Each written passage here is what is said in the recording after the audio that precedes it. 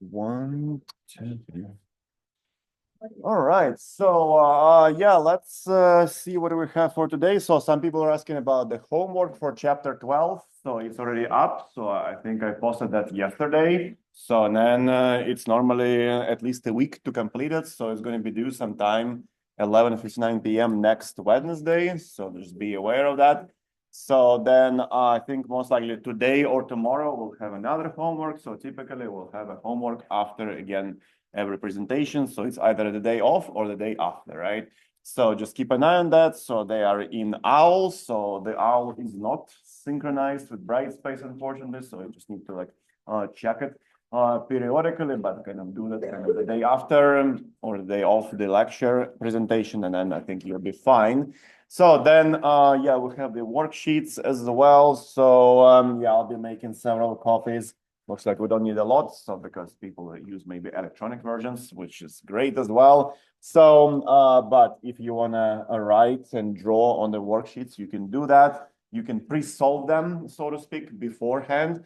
If you have time, shouldn't take much time because I was doing like my homework yesterday as well for a class which I'm taking. And then I was able to kind of like do everything like before 11 p.m. deadline or something. So yeah, that's like not too bad generally.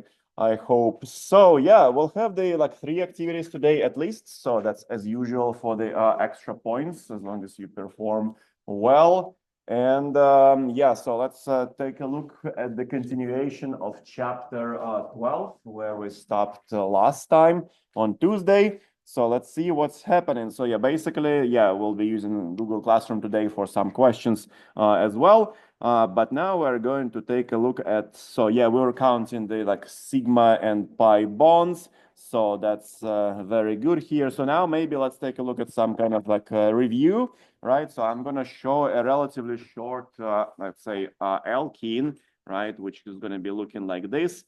So we'll have the double bond, another one, and then let's add something interesting to this. So maybe we'll have hydrogen here, hydrogen there, and now we are going to have CH2 and OH. Okay, so let's take a look. So yeah, here, so this is the compound, right? So here, if you like look at this and ask yourself, like, what do I see, right?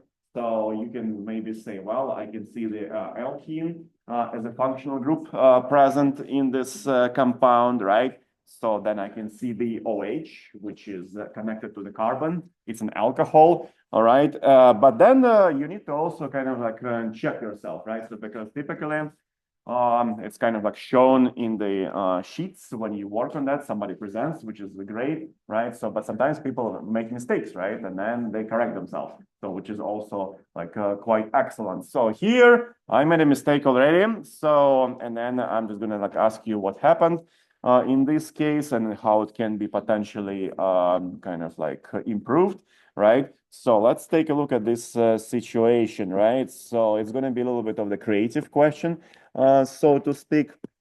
So, and let's see what people think about the preparation for the morning presentations, actually. So, looks like everybody is pretty fast, actually. So, kind of like awakening to the auditorium. All right. So, but some people do like the 2-hour morning routine. Okay, great. So, yeah, looks like, yeah, there are like both camps present. Okay, well, it's not just like one person. Well, several individuals like do the long morning preparations. Well, I think, yeah, that's legit. All right, so that's good to know. And now, yeah, hopefully these preparations will help with this question. Okay, so now let's get to the like science, and then see what happens. So in this case, so what is, so it's going to be like a double question, of course. What is the error, right? So, and how to correct it, right? So you can correct it kind of easily, right? So there is no right or wrong answer how to correct it, but in general, there is like a way to correct it, right? So, and then make it right. So, or at least make a right option out of the error that you can see.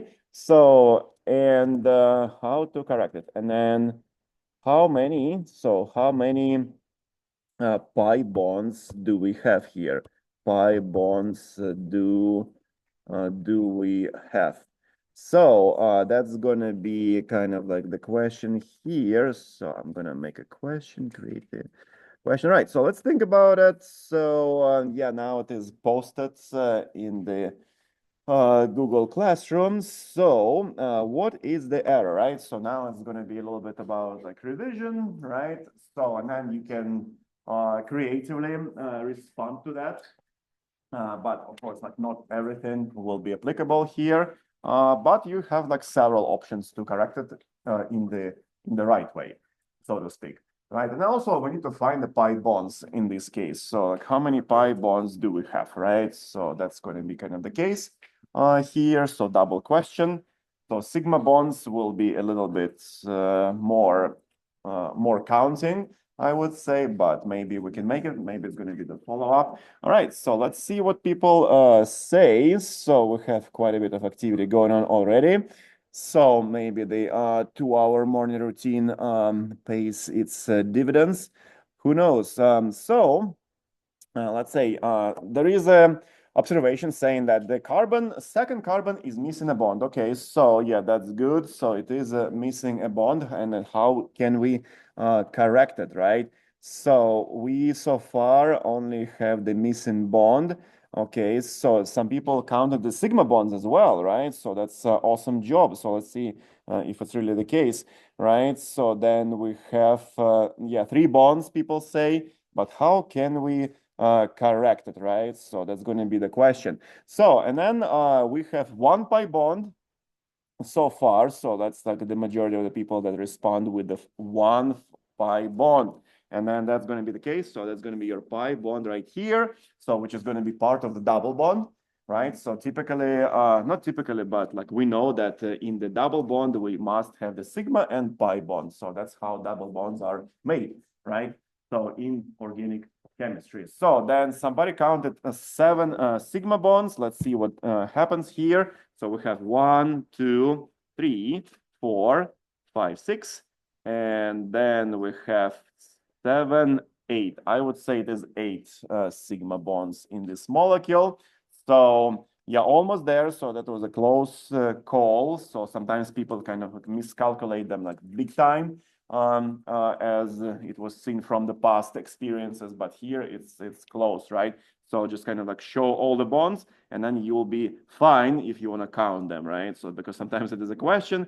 So let's maybe show all the bonds that could be here. So, and then also we have the error, right? So that's kind of like a little bit of the strange question, but still. So the error here, so somebody actually made the proposal to add the hydrogen, so which is great. So you can just totally add the hydrogen, and then it will be a more correct compound, right? So because here you have the missing bond to something. So you have hydrogens here. So then you have your CH2 group, which is looking like that.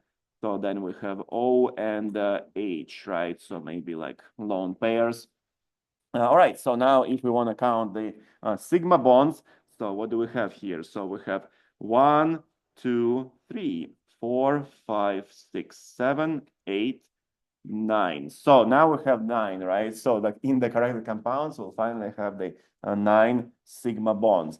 So yeah, just kind of like be aware. So yeah, about the question, it is a little bit complicated here. So, but still, we made the corrections. So you spotted that the carbon was missing the bond, and then yeah, you're now in a better shape. So yeah, so that's what this kind of like alkene with an alcohol would look like. So mind your lone pairs potentially on the oxygen. So that's a very much of the recurring case, right? So you will see oxygens and nitrogens a lot in this course and beyond potentially as well. So if you deal with chemistry, so who knows?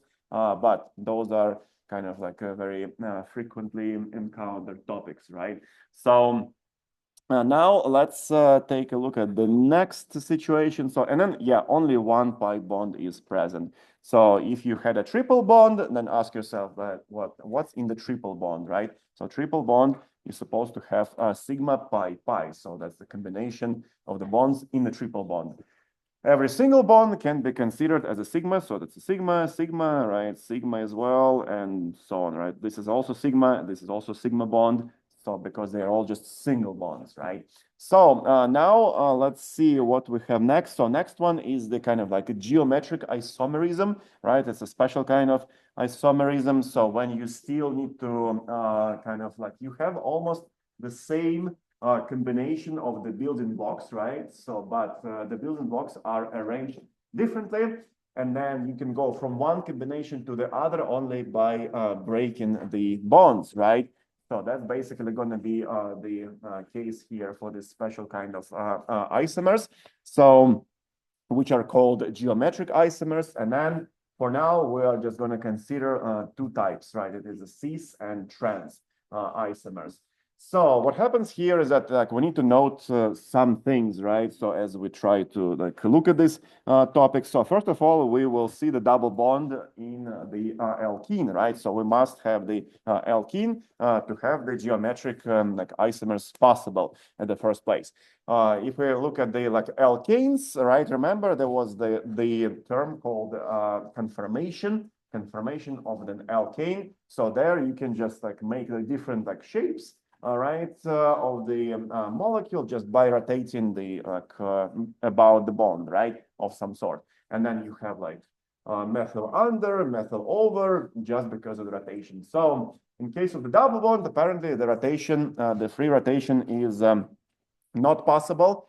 So it's just like not happening because of the like nature of this bond. So double bond, you cannot do the rotation about the double bond, right? So that's what happens kind of like based on the experiments, I guess, like people figured out, right? So, and because of this, you can have like different isomers, right? So which can be brought about by arrangement of the substituents in relation to the double bond, right? So yeah, basically here, let's just try to maybe highlight the double bond, which is looking like this, right? And like that.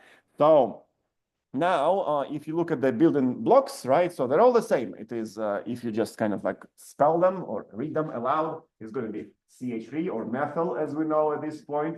CH, let's just call it CH, CH again, right? And CH3 methyl, right? So, and then you have like single, double, single bond in this like chain of carbons. So then if you look at the methyls, however, they are highlighted, right? So just like that.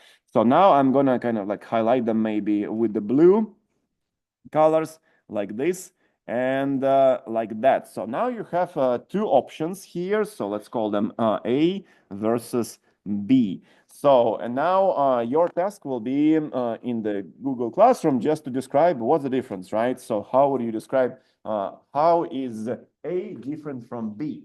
So, and then here I highlighted the blue circles, basically. So that are the hint, right? Blue circles and the red. Red is double bond. So like think about the words in relation or relative to. So that's going to be kind of like maybe the hint here that could be helpful to describe the difference between those two compounds, A and B, right? So because people are like, okay, well, how are they different? So, well, now let's try to answer this question, right? So how are they different? So how are they different?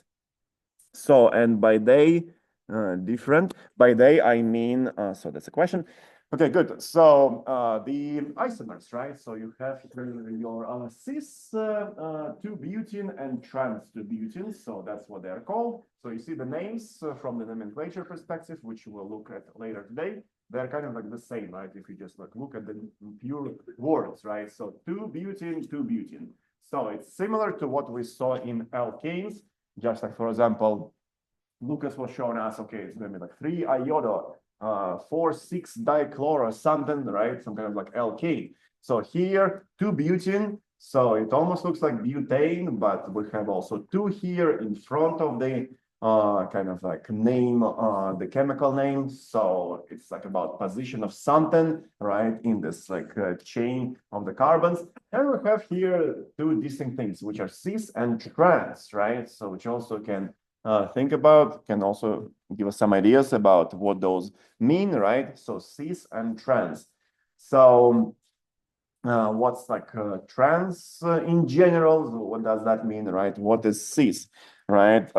So there is kind of like this, like words, cis and trans are present in other kind of areas of life. So maybe we can like think about the general experience as well when we think about those. But here, so it's going to be in relation to like very specific things which are highlighted basically with the blue color. All right, so we have here some activity going on. Okay, it's quite a bit of activity. Thank you for your effort here. So people say switched, right? So the groups, the second methyl group is switched to the top of the second compound. Okay, so that's a good way to explain that. So it's flipped. So there is differences in arrangement. Okay, so that's a good point. So and then what's it? Same side and different side. So that's basically what generally I was looking for. So that's going to be exactly the case, right? So here you go. So if you look at the double bond, it's kind of like double bond, the same positioning everywhere, right? It's between carbons, let's say 2 and 3, if we just count them, right? 1, 2, 3, 4. So 1, 2, 3, 4. So 2, 3, that's the double bond location, right? Between carbons 2 and 3. So, but then if you look at the methyls, right? So in compound A, they are on the same side of the double bond. In compound B, they are on different sides of the double bond. So that's it. So the difference between the cis and trans isomers. And then, so this here, so if you look at this compound, maybe under the projection lamp, so that's what the cis isomer looks like. So you see the double bond, right? So that's this one here. And then the methyl groups are kind of on the same side as somebody mentioned in the chat. So they are on the same side relative to the double bond. You need to make a trans isomer. So actually that you can make for the extra credit. That's going to be a special test. So just think about what you need to do. So with this model, so this model is detachable. So like things can be kind of like detached, right? And then put back. So, and then your task will be to show the trans isomers. So, and then you will earn extra points if you can show it to the people, right? Under this projection or document camera. So, yeah, for now, this is a cis isomer. And then also I can add that, okay, there is no rotation, right? So this is literally kind of like is not moving anywhere. So we cannot do the conformation kind of like rotation like in alkane, right? So this is kind of impossible. So you can do some rotation here, right? So this like is easily flippable and rotatable because it's a single bond. So, but double bond, okay, well, impossible, right? So, but now think about like what you need to do to make the trans isomer later on.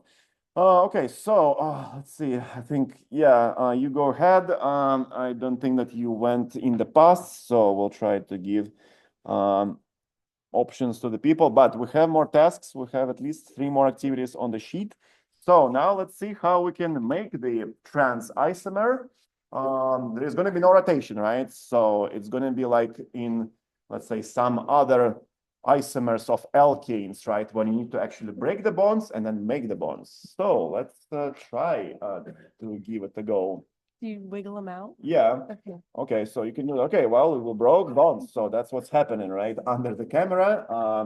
And now we will need to reconnect the pieces. So, and here you go. And that's the one. So that's a trans isomer. Great job. Well done. Okay, so yeah, here, as you saw, your peer did break the bonds, right? So there was no just kind of like rotation of the compound in space to like make something different. So you like break the bonds, just like if you consider some kind of like pentane, 3-methylpentane versus 2-methylpentane, right? So we had this question on the exam or similar to that. So 2-methylpentane versus 3-methylpentane, you need to literally break the bond and then kind of like switch the like H and methyl to make your new compound. So you did the same here to attain the trans isomer. So now methyls are on this different sides of the double bond, and that's it. So it's like locked.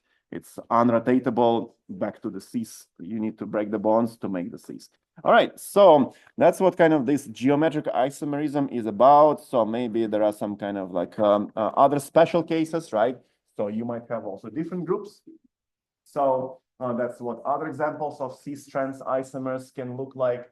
So there are going to be some kind of like complications into that nomenclature, but for now, just kind of look at that, right? So you'll have like this like carbon-carbon double bond, and then so typically people try to find the biggest molar weight substituents around that and then see how they are related to the double bond, right? So here the biggest molar weight substituents are apparently chlorine and CH3, right? So they're much heavier molecular weight-wise than H, right? So you need to like see that like right away. So then in this case, they're kind of like on the left, they are on different sides of the double bond. On the right side, they are on the same side of the double bond, right? So here, in this case, we're going to have the trans, right? So the biggest substituents are on different sides.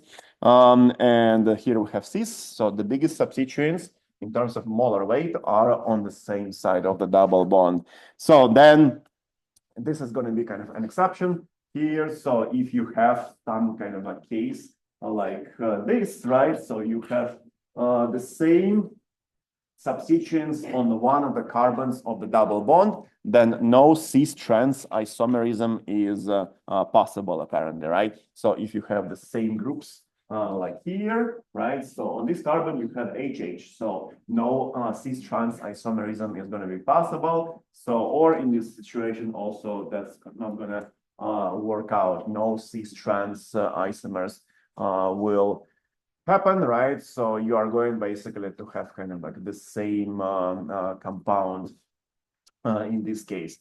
So yeah, no matter how you kind of like put those groups in relation to the double bond, right? So if you switch chlorine and metal in this case, so it's still going to be the same compound, right? So then what else? So this is kind of it with this set of slides. So now we're going to go to the next set of slides, which will be part 2. It was uploaded already on part 2. I think it's part 6, weirdly enough. Okay, great. So now we're going to go to the nomenclature of alkenes, right? So yeah, basically what we need to like think about is some kind of like ground rules, right? So that will help us to name alkene compounds. So here we go. So like first of all, it's going to be the suffix, right? So previously we were dealing with alkanes. So okay, so yeah, but basically, so for our intended purposes, in terms of like cis-trans isomerism, think about this case, right? So that's your trans compound. So you need to be able to find a double bond, find the like biggest groups in relation to the double bond, and then see how they kind of like behave to one another. So, or kind of like can be related to one another. So yeah, that's your cis. Then you break the bonds, and then you make the trans. So that's going to be our extent of the like cis and trans isomerism. So yeah, but anyway, so now let's take a look at the nomenclature. So for nomenclature, so previously when we were looking at alkanes, for example, it was spelled as alkane, right? So and then the like suffix was like a and e at the end of the word. So for alkenes, to signify that we have a double, like one double bond in the molecule, so it's already enough for the compound to be an alkene. So yeah, basically for now we just look at the like alkane. For example, imagine pentane, right? So pentane, hopefully you remember what it stands for, right? So it's going to be just like a straight chain of the 5 carbons. So and then pentane will look like this. So that's your pentane in the skeletal drawing, right? So because we'll have some skeletal drawings for today as well. So then if you want to make the alkene, so out of that, you have some options. So this is actually 1, 2, 3, 4, 5. Yeah, this is pentane, 5 carbons, right? So in this case, we're going to have also 5 carbons, but then we can add the double bond here, for example, right? So that's going to be already an alkene because we have the carbon-carbon double bond.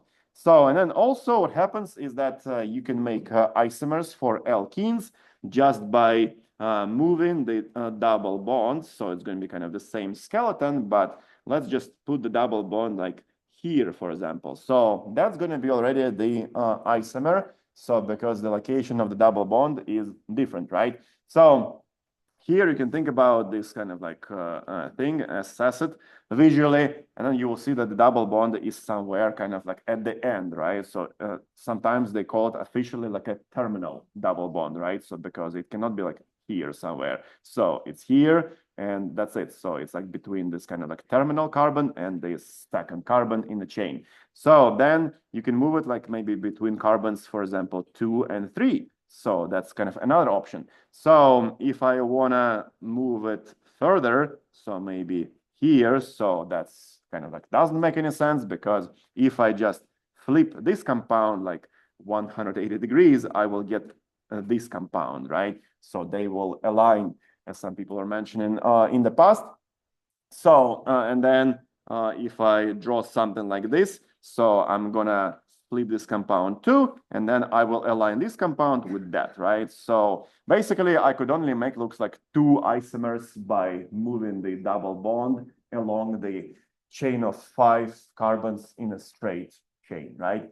So only 2 isomers will be possible. So, but again, like think about where the double bond is located, right? So it will make the like just isomers possible. And then here it's not just like about where the groups are related, where the groups are positioned in relation to the double bond. It's kind of the position of the double bond, right? Which is different from compound to compound. So for example, this is one isomer, isomer A. This is going to be your compound B or isomer B. So here the position of the double bond is different. So note that from this picture, right? And now that's going to be kind of like used in the naming as well. So like the suffix will be in, right? So like we switch from alkane to alkene. So alkene shows the presence of the double bond. So if this is, for example, 5 carbons, pentane, right? So this will be also 5 carbons, but we need to make a minor change. It's going to be pentene, right? So it will be part of the name. So pentene, let's call it like this way here. So this one is pentane, right? So just pay attention to the letters. So apparently that's kind of like what we sometimes need to emphasize. So there's just one letter difference, right? But it will make like a big difference to the chemical structure. So pentane versus pentene. So the roots will be the same. So it is pent, stands for the fact that there is 1, 2, 3, 4, 5 carbons in the chain. So we are in a good shape here. So, and so like typically what we need to do is to find out the longest carbon chain containing both carbon atoms of the double bond, right? So here's the example here. So we have some alkene with a substituent going on, right? So because in this case, you can see the substitutions such as like this guy, right? So who is that? So this is going to be ethyl, for example. So it's important to remember like those like substituents names. So, and then if we highlight the like longest chain, so we can see, okay, well, there could be options for like various like relatively long chains. Maybe this one, right, is tempting, right? But it's only 4 carbons. This one is longer because it's 5, right? So consequently, this will be kind of like the longest out of the 2 possibilities. So, and then we are going to highlight or choose the purple one because it contains both atoms with a double bond, right? So this one and that one. So both yellow carbons are kind of like in this purple frame. So if you look at the black frame, so that's going to be a little bit different. So it also has 5 carbons in this case. So, but the problem is only one of the yellow carbons is entailed, is part of this longest chain, right? So this yellow carbon is kind of like outside, right? So like we cannot do that according to those rules. So then, yeah, so we like figure out, okay, well, longest chain must contain both carbons of the carbon-carbon double bond, right? So that's a lot of words, but that's how it was like decided by convention. So, and then next thing, so will be, like, as you saw in previous slides, where do those letters come from, right? So the letters show the position of something, right? So for example, it could be maybe some kind of, let's imagine here we have like a pentane, right? And then maybe randomly I will put the like chlorine here, right? So here, in this case, it would be like 3-chloropentane, because on carbon number 3, no matter how we count, 1, 2, 3, 1, 2, 3. So this is going to be carbon number 3, right? On carbon number 3, there is a chloro group, 3-chloropentane. So here we have those names, such as like 2-pentene, right? For example. So what does that mean? So that means the position of the double bonds. So, or the carbon with the lowest number where the double bond starts, right? So yeah, basically here what we need to do, so we need to number this parent carbon chain beginning at the end nearest to the double bond, right? So we just want to minimize the number of the carbon where the double bond starts, right? So basically here, so if we number this chain, let's say it's going to be pentene, we figured out 5 carbons, alkene, pentene, right? So now we need to like figure out where the double bond is located. So if we number it this way, so it's going to be like 1, 2, 3, 4, 5, right? So, and then the carbon double bond is between carbons 2 and 3. So, and then it starts on the carbons with the lower number, right? So that's like typically how things go. They start with something lower, whatever. So like, okay, well, level 1, and then you continue, you finish with like level 10 in like whatever, right? So some skill learning, for example. So here's the same, right? Starts at carbon number 2. That's why we put the 2 in front of pentene, right? It's just to show that in pentene, so it's going to be 5 carbons, it will have to have a double bond, and carbon double bond will start with carbon number 2, hence 2-pentene, right? So if you number the carbon chain on this, so it's a possibility, but in this case, you will have the carbon double bond between carbons 3 and 4, and you would name it as 3-pentene, but it's too much because the number for the carbon where a double bond starts is too high, right? So we need to choose the lower number. So yeah, that's something to keep in mind. It's like similar to like alkane naming as well. So now, so this is going to be kind of okay. Well, it's a bad option, right? So now let's take a look at the substituents, right? So substituents could be also in alkenes, right? So that's like what we're gonna go towards, right? We'll see this kind of like alkene with the double bond, obviously. So, and then we will have what's the substituents potentially, right?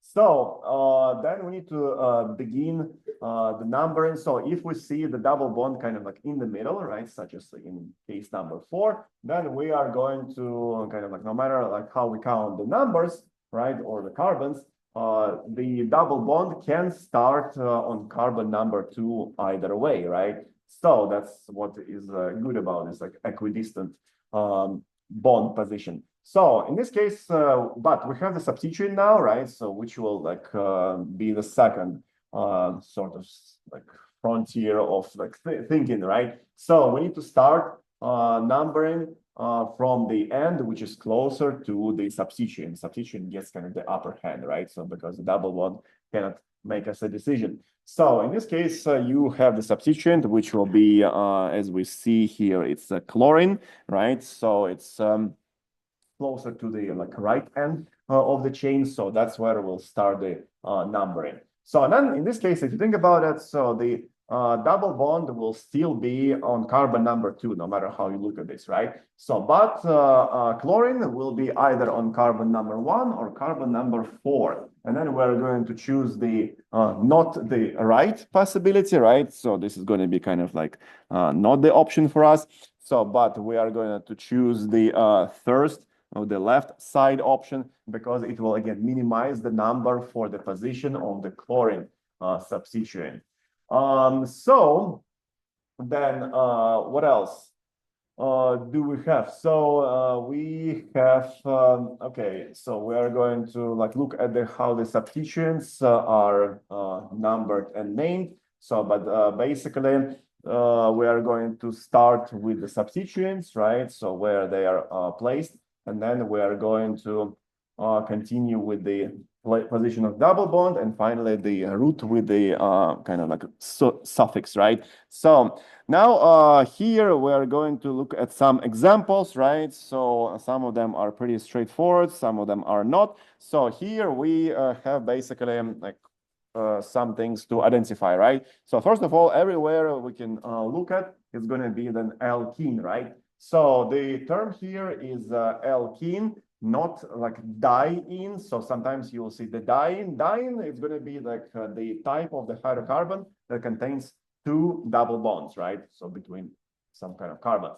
So, but for now, we have the alkene. So not like some kind of like diene. So that's going to be happening later. So alkene must have only one double bond between the carbons. So that's what we have in all those cases, right? So then we are going to find the longest chain and identify substituents, right? So let's maybe take a look at, so I think we saw B. So perhaps if you take a look at, for example, A, right? So let's try to count the number of the carbons in compound A. So here we have 3 and 3, 6. So 6 carbons, right? So if I start numbering the chain from the left end, looks like I'm going to be doing something like that. 1, 2, 3, 4, 5, 6, right? So that's an option.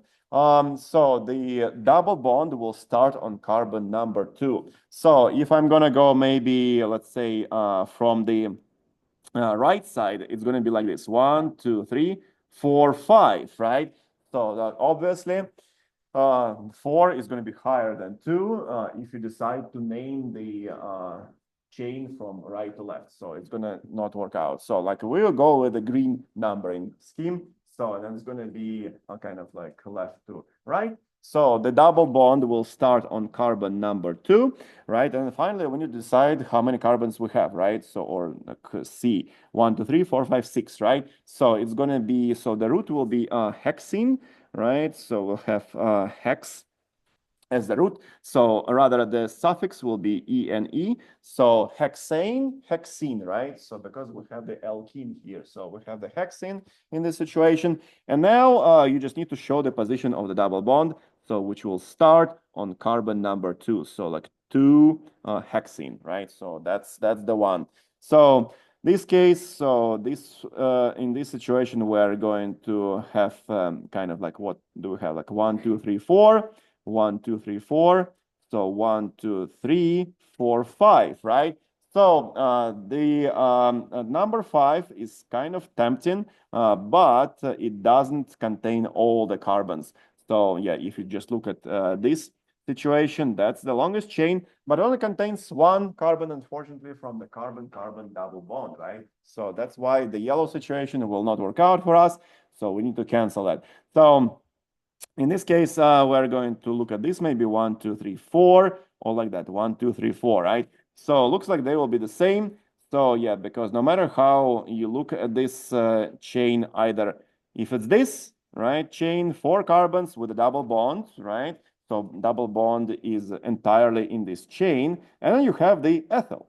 So now if you look at here, right, so you're going to have also kind of like 4 carbons in the chain, and then you'll have an ethyl, right? So it's going to be like the same situation no matter how you look at this. So let's maybe like do that as our longest chain. So 4 carbons, we're going to try to minimize the number of the carbon where the double bond starts.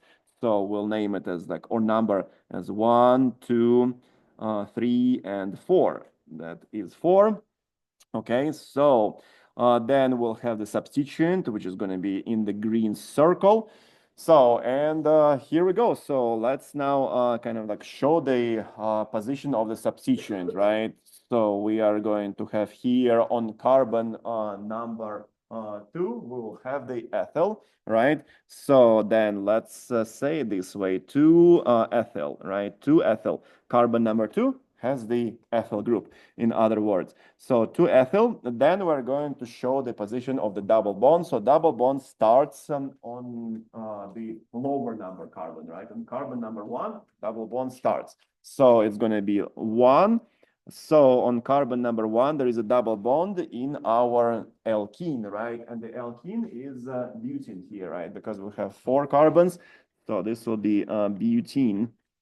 All right, so now let's see. So we have next option. So like this one, we kind of saw, right? So we have the equidistant situation in which case the double bond is kind of in the middle, right? 1, 2, 3, 4, 1, 2, 3, 4, right? So it will start on carbon number 2, no matter how you look at this, right? So, but now we have the substituent, which is going to be chlorine, and now we're going to number not from right to left, but left to right, because we want to minimize now the number for the chlorine substituent. So this will be 1, 2, 3, 4, and then we'll have one chloro,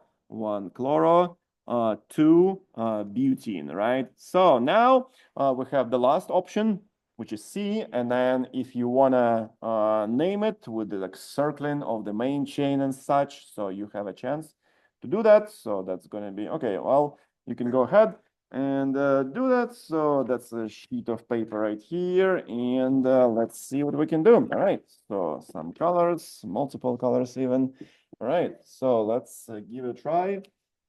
So we have, the longest chain somewhere there, and with the double bond, and the substituent as well is present. Okay, so let's take a look.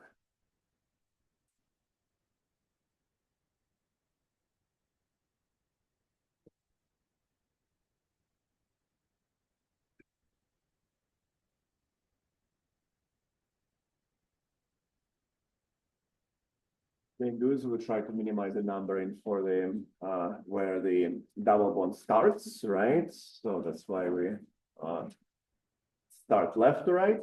Okay, good. We have a substituent, right? So that's looking fine as well.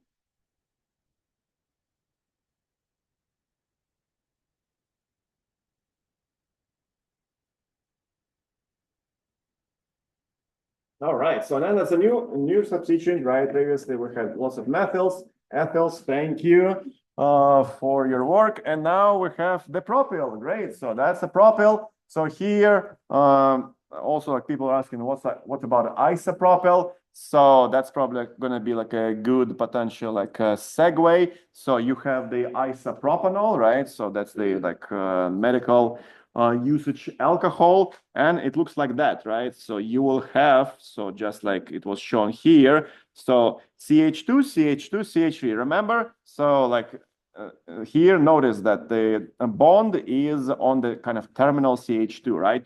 But if you have isopropyl, it will be looking like this. So that's isopropyl. So you see, so if we just like circle them both in the blue, right? So if you look at the blue blobs, so to speak, so they will be isomers actually, right? So 3 carbons, and then we have 2 plus 2 plus 3, it's 7, 3, 3, and 1, 7. C3H7. So the formulas for those kind of like isomers, isomeric circles is the same, right? So, but the position of the bond, right? So which is available for some kind of like bonding with like other elements, for example, and then function groups is different, right? So here it's kind of like on the terminal CH2 on the bottom, right? Propyl, we have the terminal CH2, it's like here. So that's where the bond is like on the terminal carbon. But in the isopropyl, so that's going to be your isopropyl substituent. So the bond is on the middle carbon, right? So then consequently, you can potentially make like various isomers, right? So for the isopropyl versus propyl. So maybe you will have just, I don't know, that's like where this iso word comes from, right? So maybe you'll have just a regular propanol, right? So that's what it will sound, or just alcohol. We at least need to identify that as an alcohol, right? So that's one option. And here you have technically your propyl, right? So that's this kind of like blue blob. So with the bond on the terminal CH2. So if you have the isopropanol, which you can buy from Stop and Shop, if you go there, right? So it will be looking like this. So CH3 and then OH. So still alcohol, almost completely the same structure, but it has the isopropyl circle, right? So, and you see OH is kind of on the terminal carbon, like at the end, and then here OH is in the middle. So those are your isomeric like alcohols, isomers of alcohols. All right. So anyway, so that's kind of like a little bit of the deviation here, but now let's maybe look at the reverse problem, right? So when we want to take a look at some kind of like names and then draw the structures. So probably it's going to be interesting to draw some structures here. So let's maybe just take a look at this one, 3-methyl 1-pentene. So if you want to draw that, you can do that. So yeah, just go ahead.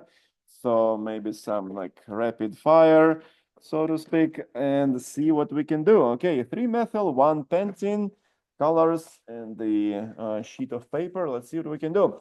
So here, just draw the expanded structure. Oh, okay, yeah.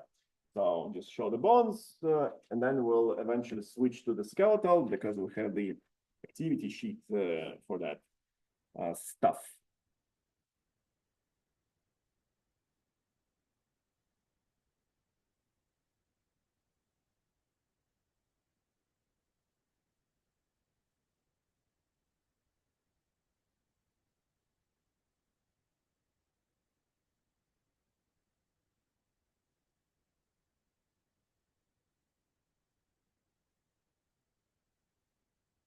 All right, great. So yeah, that's like a good looking expanded structure. So we just show all the bonds, right? So that's what like some people also forgot in the also challenge assignments, right? So just if it asks expanded, so do like that, right? So that's a good example of the expanded structure. Just show all the bonds. So because some kind of structures that you can see in literature, let's say, like research, whatever. So they are like skeletal a lot. So that's the one. Okay, that looks good. So that's going to be our 3-methyl 1-pentene, right? So thank you. And then, yeah, that's the one. So 5 carbons, all nice, right? So we have the pentene. On carbon 1, the double bond starts, continues to carbon 2. So yeah, that's where it ends. And then we have on carbon 3, we have the methyl, right? So all good here. So that's pretty nice. So now let's say alkynes, right? So actually, before we go to alkynes, maybe, okay, so again, so that's going to be a little bit of a challenge assignment. So, but if you think about it, that might as well be beneficial. So, but also it's a little bit of the review, right? So we have some kind of like things from GenChem, potassium hydroxide. But if you think about that, so there are bananas, for example, that contain potassium, not potassium hydroxide, but some kind of like other sources of potassium, right? So it's probably a good idea to like know what's in it, right? So that's basically how I can explain this motivation, right? So yeah, potassium can be found in bananas, and bananas are good for the gym, for example. So here you go. So that's going to be how it's related to the gym because there is potassium, right? So you have the alkene with the carboxylic acid. So that's kind of like a question from the past, if we think about that. So we need to have 6 carbons total, and we need to show the reaction with potassium hydroxide. So that's going to be now the challenge here a little bit. But if you think about it, that's just the acid-base reaction, right? So we did have the reaction between like various acids and potassium hydroxide. So now we have that. So yeah, like alkene. For at the very least, you can show dissociation. So that's also fine if you want to show dissociation of the acid. But if you do it with the, what's it called, with the reaction, it's going to be not only 3, but plus 2. Okay, extra points. Let's do that. Yeah, okay. So yeah, let's give it a try. So see what happens. So yeah, but we need to have the balanced reaction, right? Thankfully, you don't have to balance it, right? So it's just like 1-to-1 stoichiometric coefficients everywhere for like, all the reactants products, literally. So, but yeah, here are your colors, and no, maybe like this one. Yeah, a little more space, and yeah. So now everybody sees the text, and yeah, you can show your work. right? So let's see what we can get here. So it's kind of the current knowledge, but also we try to kind of relate it to the previous, and then eventually we'll get to the reactions anyway, right? So if you think about that, so but even though it's from the like future, technically, the acid-base reactions are from the past, right? So that's how we need to think about it. So, and if you can do the reaction between HCl and KOH, it's kind of a part of the introductory chemistry, I would guess, then this is similar, except if you think about it, HCl is HCl. Here, what your peer is showing, it is the H with a huge different counter ion, right? Instead of Cl minus, you would have this like something, something carbon, OO minus, right? So that's what it will be like. So we have here the dissociation happening, right? So like 6 carbons, all right? You can just go up or down, that's fine. Okay. Yeah, that's okay.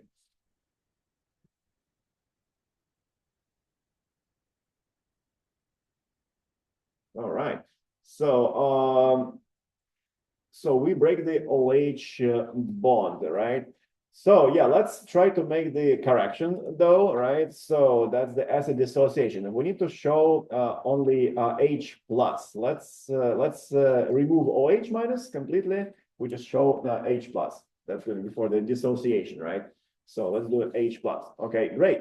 So, and then, okay, so then we miss the oxygen. So single bonded oxygen. Let's show that. Yeah, that's right. So great correction. Now, where's the minus charge going to be? And then, yeah, perfect. So, okay, great. So this is like in the past, right? It's the same as the bonus question for the exam. So now, does anybody want to try the reaction between the acid and the base? So it's going to be extra 2 points. So yeah, we'll see what we can do.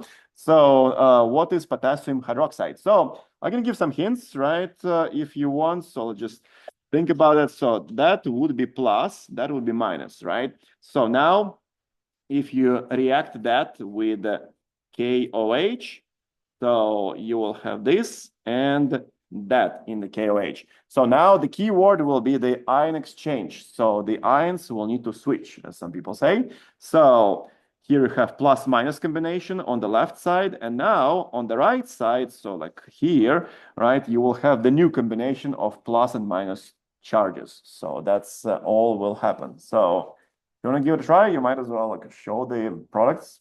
So yeah, it's honestly from the like past Gen Chem, but it's going to be applied here in this chemistry.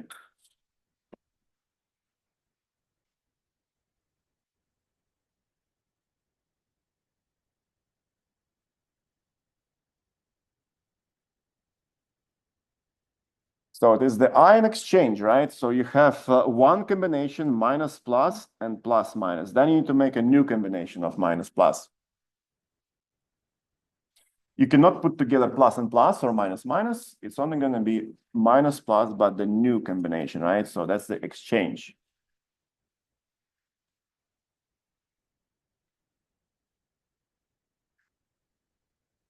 So this will like happen in the future anyways. So, but it's also from the past. So yeah. So this is like still up for grabs. You can try that if you want. So, or we'll move on. So yeah, think about it. So yeah, that's still kind of like here, like nobody attempted that. That's a challenge assignment. So, but anyway, so now let's take a look at the like further slides here. So it's going to be for alkynes, right? So it looks like they are named in the same way as alkenes, but we are just using the new suffix, which is the Y, stands for the triple bond, right? So that's going to be here. That's your triple bond. So there was a question previously, I think from Tuesday. It's about drawing of the alkyne triple bond in the skeletal structures. So let's take a look at how we can do that. So yeah, basically, so what happens is the following, right? So like maybe we'll have some sort of like structure like here, right? So that's going to be the one with the triple bond. So and then we have the skeletal form to show this compound, right? So if I have the triple bond, I need to be careful about how I draw it. All right, so let's see. For example, here we have that combination of the like lines, right? So and now we have we cannot kind of like bend the triple bond like that. So that kind of like doesn't happen because it kind of like violates the geometry, right, of the carbon, because we previously agreed that the carbon, which contains a triple bond, right? That's entry one. It is sp hybridized. It has to be linear, right? So that's what kind of like this skeletal drawing is trying to show to us, right? So now let's see how it looks, right? So that's the way it's supposed to look like here, right? On the slide. So now let's maybe convert this skeletal drawing into the expanded structure, right? Just to make sure that we don't miss any carbons. So yeah, we can do that. And that's going to be looking like that. So we are going to like start with a skeletal conformation or the formula and just redraw that, right? So maybe choose another color, like whatever it might be, like purple, for example, or better yet, let's make it red. So we are going to count the carbons. So that's one here, another one, three. And now, so here you have a triple bond, right? The triple bond contains two carbons, right? So that's one carbon here, and that's another one here. So that's how many carbons you will end up having in your structure. So now, as we can see, it's 5 carbons, right? So just kind of like think about that, right? So because here, so triple bond, okay, well, this is a triple bond, right? So it cannot be just the continuation of like this carbon all of a sudden, right? It needs to exist between two other carbons. So if we think about it, so maybe it will exist also between the carbons and nitrogen, but the nitrogen would have to be shown explicitly, like as like N here, right? So if it's not shown, so if you have just that, for example, so what does that mean, right? So, well, if you want to show it as the expanded structure, you can do that. So just show your triple bond.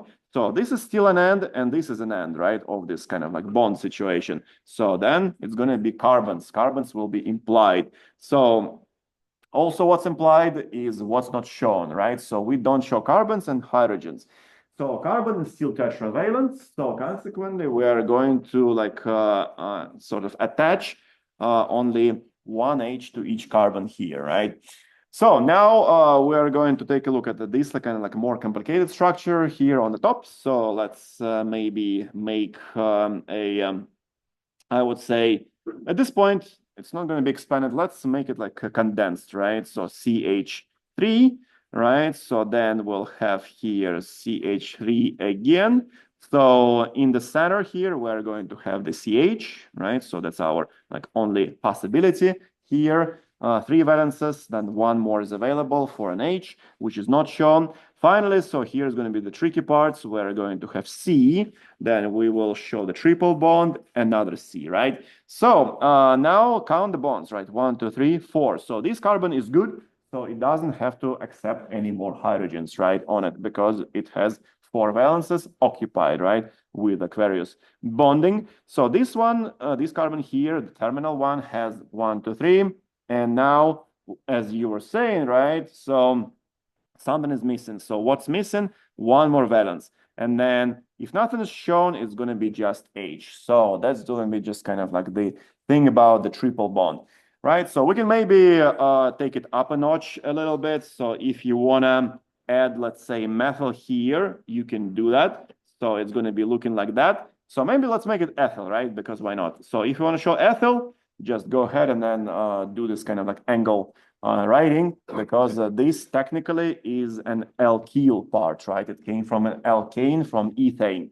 So if we want to show the structure of this compound, we can do that. So I'm just going to say, okay, well, this is carbon here, and this is another one, and the last one. So let's kind of draw them. I'm gonna just blatantly draw kind of on top, but it's fine. So CH2, and now I ran in the same problem, so almost ran out of space. So that's a CH3, right? So CH2, that's the band, that's the terminus, CH3. So now you account for like all the carbons and you show this kind of triple bond properly.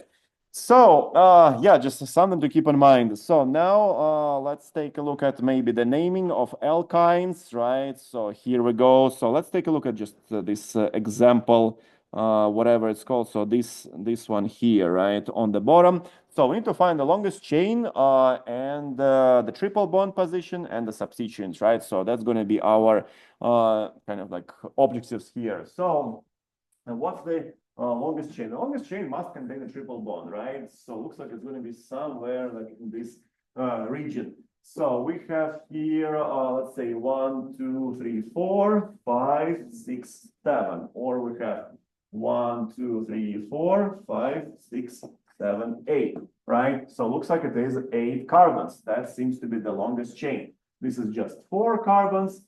This is 3, 6, 7. So then 8 will be our winner. So that's the 8 carbons in the longest chain. So then we are going to see that kind of triple bond is not like in the middle, it's not equidistant, it is closer to one end, right? So we're going to name this kind of like chain starting with the end, which will minimize the starting point of the triple bond, right? So 1, 2, 3, 4, 5. Too much, maybe 1, 2, 3, 4. So this is better choice. So we can name it right to left. So let's just go ahead and do that. 1, 2, 3, 4, 5, 6, 7, 8, right? So then we'll also have the substituent, which is going to be this one. It's methyl, right? So, and then finally, if I want to name it, so just put it all together. So we can say, okay, well, on carbon number 6, there is methyl, right? So 6-methyl. So just like same nomenclature rules will carry over to alkynes. 6-methyl, right? So then we think about the root, right? Longest chain, 8 carbons, so it's going to be oct, right? So we used to have alkane-wise, it was octane. Now we have alkyne, so that's going to be the suffix, right? Y. Okay. So it's going to be octane, octine, right, apparently.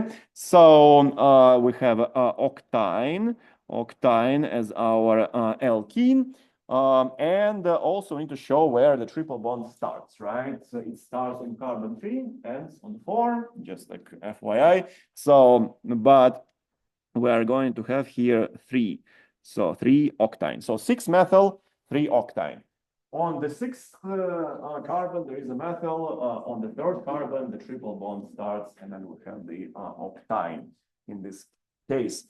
Now let's see. Okay, so we'll take a look at, so by the way, so this activity number 2 is still pending. So we are switching to the new topic. So, but you can still take a look and then see if you want to do the second part of activity number 1. So it's still up for grabs, and then it can give you like 2 points, right? So which you lost like somewhere, and then it will be added to exam 2. So now, anyway, let's take a look at the physical properties of alkenes. So we talk about that because sometimes you'll need to like consider the structure of the compound globally and see what it looks like based on your previous experience, right? So these look like alkanes to a large extent. Why is that so? Because they all contain those kind of like CH bonds, which are non-polar, for example, right? So then what else? So consequently, kind of if you look at the molecular structure, it's similar to alkanes.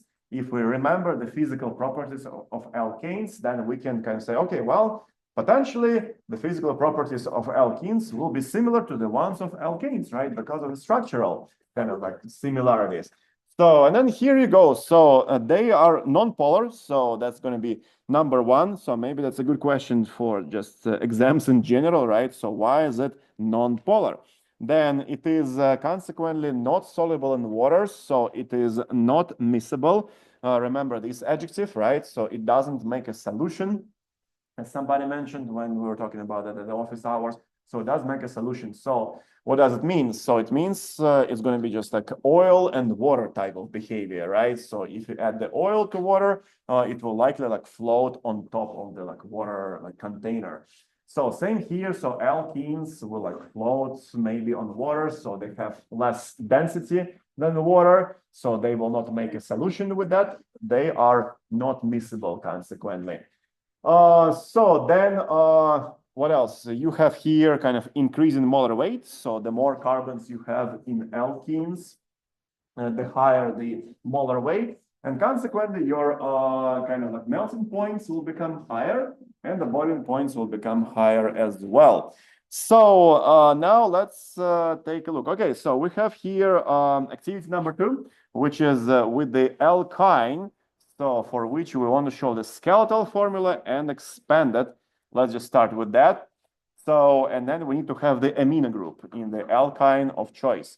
So the acid-base reaction, I think it could be like maybe like too much for now. So, but for now, let's take a look at just the drawing, right? So that's what we want to do for activity number 2. So we have the alkyne, and remember this kind of tricky part about the like alkynes, how they're supposed to be drawn in the skeletal way. It's like a straight line that shows the triple bond, but then if you know what you're doing, that you will identify 2 carbons at the ends of the triple bond, right? So that's what we have here. So now let's take a look at the like alkyne drawing. So 6 carbons, right?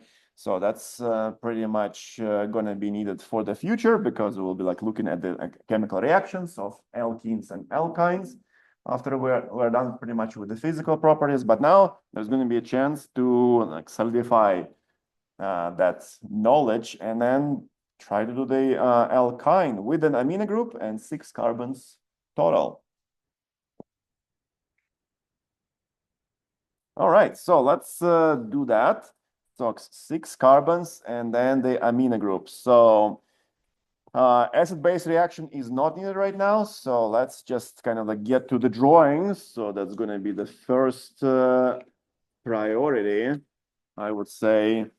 So, but we also need to show the functional groups. So this is going to be kind of a must. So yeah, here we go.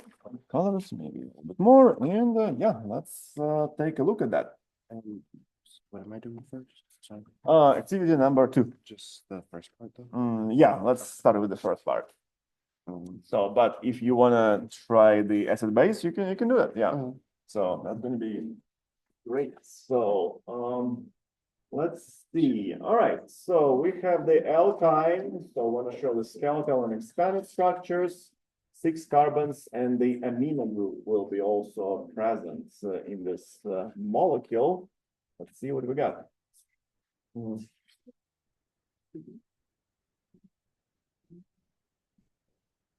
There is no friends. It's an alkyne. Okay, so there's no trans. Yeah, we'll not be looking at this for now. Yeah, because there's literally, if you think about that, so there is no like way to add H's to that triple bond, right? Yeah. Okay. So Okay. yeah. All right, so yeah, we have the like alkyne, so that's an option, and then yeah, we can just put the NH2 somewhere. Okay, so that is totally possible. All right, so that's the one. So that looks good. So we have the like alkane part, we have the alkyne part to that molecule. Well done. So now you can try the acid-base reaction, right? So the premise here is that amines are bases. I think that we had it in the like example 1 anyway. So they're supposed to accept H plus on the proton from what? From an acid. And HF is a typical example of the acid, right? So that's going to be kind of, that needs to be in your like set of examples. Oh, what's an acid? Explain. So, and then you say, all right, HCl, HF. And then one of them is strong, one of them is weak, but it's a different topic, right? So now we just look at the acid-base reaction between the like NH2 piece and HF. So that's going to be kind of like what you're looking at. And there's going to be lots of like copy and pasting, right? Or redrawing of the previous structures. Okay, yeah, we'll produce F minus, right? Because that's what the acid will generate, right? Conjugate base. after it will lose the H plus. All right, so can you like pull it up a little bit? So because we don't see. Okay, great. So then a little bit more so that people can see. Yeah, that's right. Great. So that's going to be the result. So we have now NH3 plus. Okay, awesome job. So we made the base accept the H plus and we produced the kind of like same thing exactly as above, but you have new bond H and the plus charge. Okay, great. So, yeah, that's it. I think we are done. You can put down your names for the extra credits so that everything is accounted for. Bye, everyone.